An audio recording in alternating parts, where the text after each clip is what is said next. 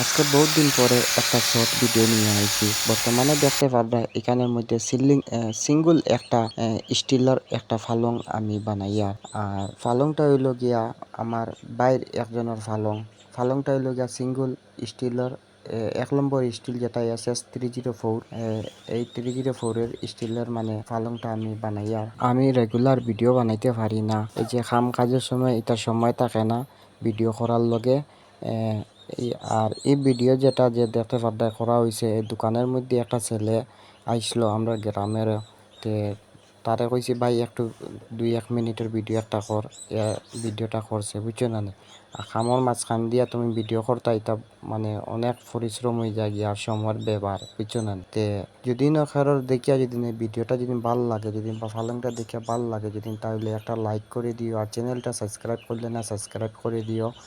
আর আর ফালংটা হইল গিয়া আমার মানে বাইর ফালংটা বাই বর্তমানে দেখতে পারবা বাইয়ে যে স্টিলের যেটা ফালকের উপরে যেটা তোমার ফায়ার উপরে যে যেটা বল থাকে, যে বলটা তাই লাগাইতরা দেখতে পারবাই। মরিদিনটাও দেখতে পারবাই। মরিদিনে তোমার স্টিল যেটা যে পাউডার আছে, যেটা স্টিল মুছিলে যে গ্যালেজ দে, এই পাউডার দিয়ে মানে স্টিলটা মুছে। আর এটা পলিশ মারার বা দেখালা খালা একটা দাগ আই যায় গিয়া।